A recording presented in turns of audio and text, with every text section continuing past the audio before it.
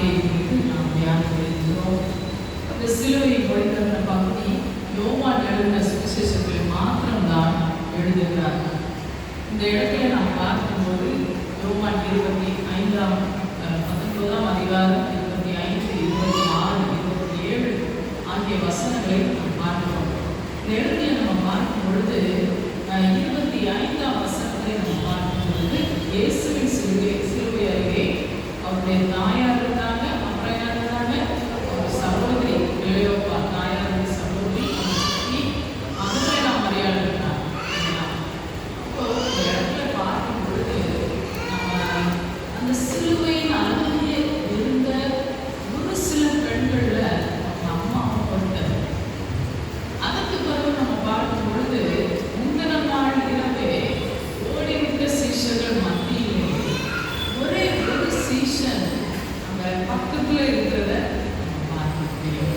அப்ப இந்த இடத்துல நம்ம அந்த காட்சியை நம்முடைய கண்களுக்கு முன்பாக கற்பனை பண்ணி நம்ம பார்த்தோம்னா ஒரு பயங்கரமான சூழ்நிலையிலே இரத்த ஓரமாக மிக பாடுகளின் மத்தியிலே சிலுவையில் இயேசு தூங்கிக் கொண்டிருக்கிறார். அந்த சிலுவை பக்கத்துல யார் இருந்திருப்பா? போர் சேவகர்கள் தான் இருந்திருப்பாங்க. அப்ப இந்த போர் சேவகர்கள் நடுவிலே இந்த பெண்கள் சிலுவை அருகிலே நின்றார்களாம். அந்த சிலுவை அருகிலே அவருடைய அன்பான சீஷன் யோவான் நின்றாராம். அப்ப நம்ம இதை பார்க்கும் பொழுது எங்கோ ஓடிவிட்ட ஒரு கூட்டத்தின் மத்தியிலே, அந்த பாடுகளின் மத்தியிலே அருகே நின்ற ஒரு கூட்ட ஜனங்களே இயேசுவின் தாயார், இயேசுக்கு அன்பாய் சீஷன் ஒருவர்.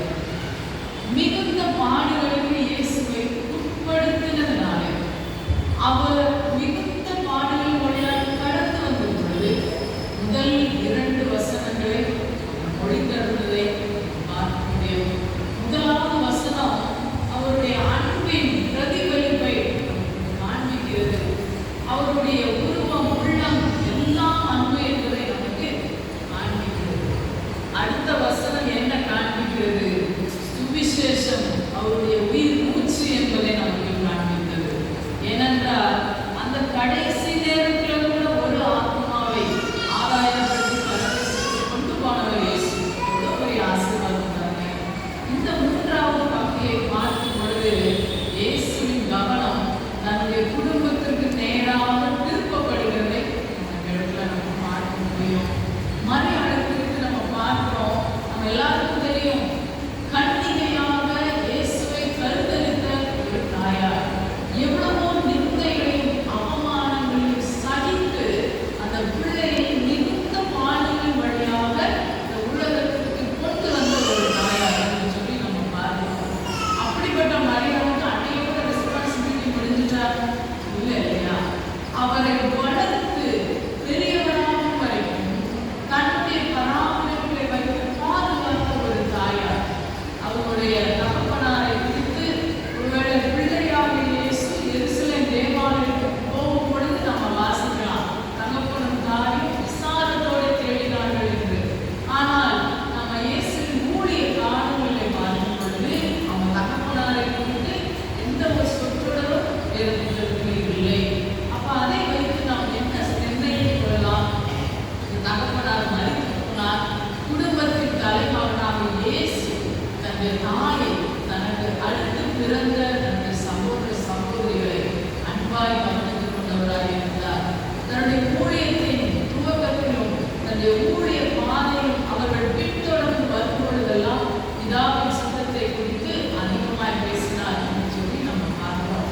அப்ப இப்படிப்பட்ட ஒரு மரியாதை தன்னுடைய தலைமகன் தனக்கென்று வாக்குத்தத்தம் கொடுத்து மேசியாவாக உலகத்திற்குள் வந்த ஒரு மகா பெரிய பிரபுவை சுமந்த மகா பெரிய பாக்கியவதி. அப்படிப்பட்ட பாக்கியவதி இன்றைக்கு அவருடைய நிலை என்ன? 33 ஆண்டுகளுக்கு முன்பாகவே சீமியோன் தீர்க்கதரிசனமாக உரைத்தார், ஆத்மாவை ஒரு பட்டயம் உருவிக்கும். இந்த இடத்துல பாருங்க, ஆசீர்வாதத்தின் கருவியாக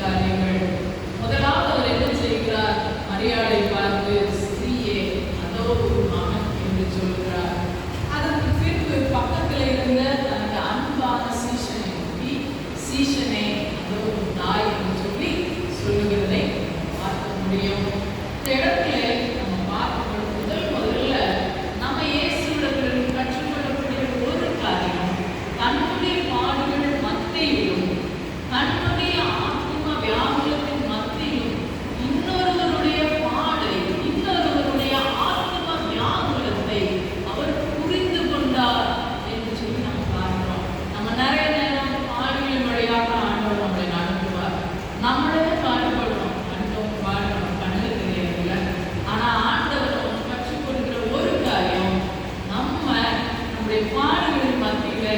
பிறரின் காயங்களை ஆற்றுகிறவர்களாக நாம் வாழ்வோமா? அதை நாம் இந்த காலங்களில் சிந்திக்க கடனாளிகளாக இருக்கிறோம். இரண்டாவது, ஆண்டவர்களும் கற்றுக் கொடுக்கிற ஒரு காரியம், தன்னுடைய விதவை தாயை பராமரிக்கக்கூடிய பொறுப்பை சரியான ஒரு நபரிடத்தில் ஒப்புக் கொடுக்கிறார் என்பதையும் நாம் புரிந்து கொள்ள வேண்டும். இதை புரிந்து கொள்வதற்கு இந்த இயேசுவின் அன்பான சீஷன் யோவான் யார் என்று சொல்லி ஒரு சில காரியங்களை நாம் பார்க்க முடியும். இந்த யோவான் யார் என்று சொல்லி நம்ம பார்க்கும் பொழுது, யோவான் எழுதின சுவிசேஷம் 13ஆம் அதிகாரம் 23ஆம் வசனத்தை யாராவது வாசிப்போம்.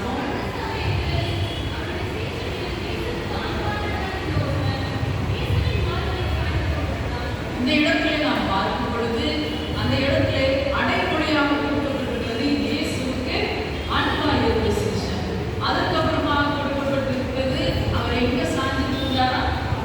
எங்க சார்ந்து இருந்தார்? இயேசுவை மாத்திலே. நீங்க நல்ல தாய்மார் தகப்பன்மார் இருக்கிறீங்க, பாட்டி தாத்தா இருக்கிறீங்க, யாரை நம்ம நெஞ்சோட நம்ம அடைக்கணும்? பதில் சொல்லுங்க. யாரை நம்ம நெஞ்சோட அடைக்கணும்? பிள்ளைங்க பேரப்பிள்ளைங்க, ஏன்னா அவங்க மேல நமக்கு உயிரே இல்லையா? அப்ப ஏசு பாருங்க, யோவானை எங்க வச்சிருந்தாரு? தன்னுடைய பிள்ளையை போல நேசிச்சார். ரொம்ப அன்பு, யோவானுக்கு ரொம்ப அன்பு. ஏதாவது காரியத்தை ஏசப்பாட்ட கேட்கணும்னா யார் மூலமா தான் கேட்பாங்க? யோவான் மூலமா தான் கேட்பாங்க. ஏன்னா இவன் பக்கத்துலயே இருப்பான். யோவான் ரொம்ப பொசசிவ் இல்ல? நம்ம வீட்டுல பிள்ளைங்க பேர பிள்ளைங்களை நம்ம வளர்க்கணும்.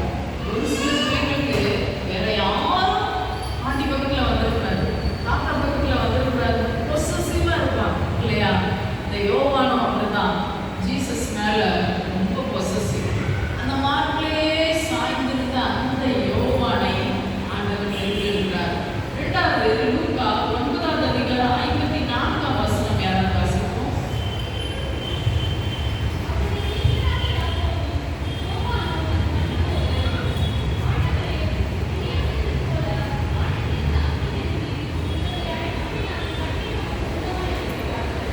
இதுல யாக்கோபு யோவான் 2 பிரதர்ஸ் இல்லையா?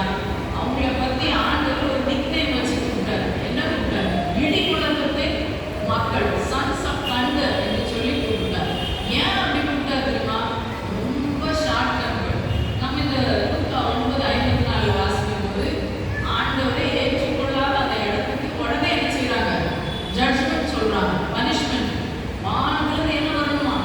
அக்கினி இறங்கி பட்சிக்கணும் அப்படின்னு சொல்லி இம்மீடியட்டா ஒரு இதை சொல்றத நம்ம பார்க்கிறோம். மூன்றாவது, இந்த யோவான் இடத்துல காணப்பட்ட ஒரு குணாதிசயம் என்னன்னு பார்த்தீங்கன்னா, எல்லா சீஷர்களும் ஓடிட்டாங்க, இந்த யோவான் போடவே இல்லை. சிலுவையின் அடியில வந்து நின்றார். அப்ப யோவான் தைரியமுள்ள ஒரு நபர் என்பதை நம்ம புரிந்து கொள்ள முடியும். யோவான் இயேசுவின் மேல் ரொம்ப அன்பாக இருந்தார். யோவான் தைரியம் உள்ளவராக இருந்தார். யோவான் குயிக் டெம்பர். அந்த குயிக் டெம்பர்லையும் இன்னொரு ஒரு நல்ல கருத்து என்னன்னா, சீக்கிரமாக ஒரு தீர்மானத்துக்கு வரக்கூடிய ஒரு துணிவு உள்ள ஒரு சீஷனாக இருந்தார் என்று சொல்லி நம்ம பார்க்கிறோம். ஆகையினால்தான் இயேசு கிறிஸ்து தன்னுடைய தாயாகிய மரியாதை தைரியமான, தன்னுடைய ஹார்ட் பீட்டை உணர்ந்த ஒரு சீஷன் கையிலே. அது மாத்திரமல்ல, நம்ம சொன்னா நீங்க உடனே டிசிஷன் எடுப்பான்னு இயேசுக்கு தெரியும். ஆகையினால்தான் சொல்றாரு, சீஷனே அது ஒரு தாய் அப்படின்னு சொல்லுகிறத நம்ம பார்க்க முடியும். அருமையானவர்களே, இந்த இடத்துல நம்ம பார்க்கும் பொழுது இயேசு கிறிஸ்து யோவான் இடத்துல மரியாதை ஒப்பு கொடுத்த உடனே என்ன நடக்கிறது? 27ஆம் வசனம் வாசிங்க.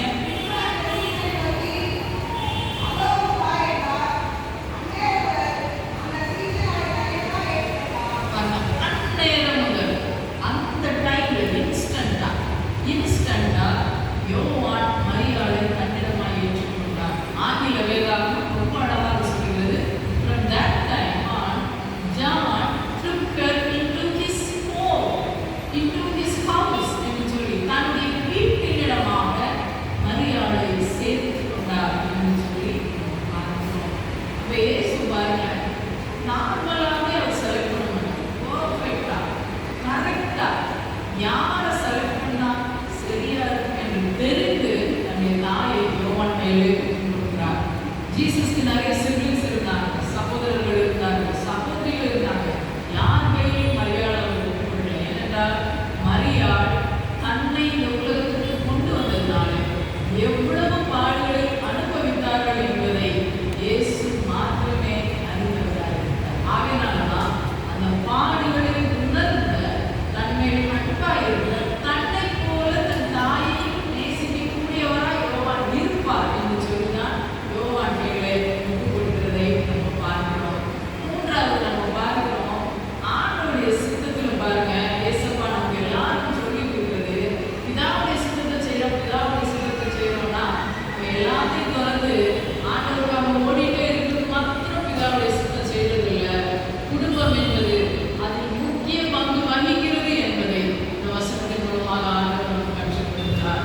ரொம்ப கடினமான சூழ்நிலை நமக்கு வரலாம், ஆனா கடைசியா நம்ம எங்க போயிருக்கோம்? பகலெல்லாம் உழைத்து விட்டு, ஓடி ஓடி உழைத்து விட்டு, சம்பாதித்து விட்டு, ஒரு சோர்வு வரும்போது, ஒரு பசி வரும்போது எங்க போவோம்? நம்ம எதை தேடுவோம்? நம்ம சொந்த வீட்டை தேடுவோம். குடும்பம் என்பது ரொம்ப முக்கியம். குடும்பம் என்பது ஒரு கட்டிடம் அல்ல. குடும்பம் என்பது ஜனங்கள் வசிக்கிற இடம். அம்மா, அப்பா, பிள்ளைகள், பேர பிள்ளைகள், கணவன், மனைவி என்று உறவு கொண்டாடக்கூடிய இடம். ஆகையினால்தான் இயேசு இதனை முக்கியப்படுத்தி இந்த நாளில் நமக்கு கற்றுக் கொடுக்கிறார். இன்னைக்கு நிறைய குடும்பங்கள் வாலிபப்பா இல்லையா, கீழே விழுகிற குடும்பங்கள். ஆனால் ஆண்டவர் நமக்கு கற்றுக் கொடுக்கிற மிக முக்கியமான காரியம், நம்முடைய சூழ்நிலைகளின் மத்தியிலும் நம்முடைய தேவ அழைப்பிலே நாம் நடந்தாலும் அந்த அழைப்பிலே குடும்பம் என்பது மிக முக்கிய பங்கு வகிக்கிறது என்பதை இந்த வார்த்தையின் மூலமாய் ஆண்டவர் நமக்கு கற்றுக் கொடுக்கிறார். ஒரே ஒரு வசனத்தை நாம் வாசித்து முடிக்க இருக்கிறோம். ஆதியாகமம் 5ஆம் அதிகாரம் 22ஆம் வசனத்தை நாம் வாசிப்போம்.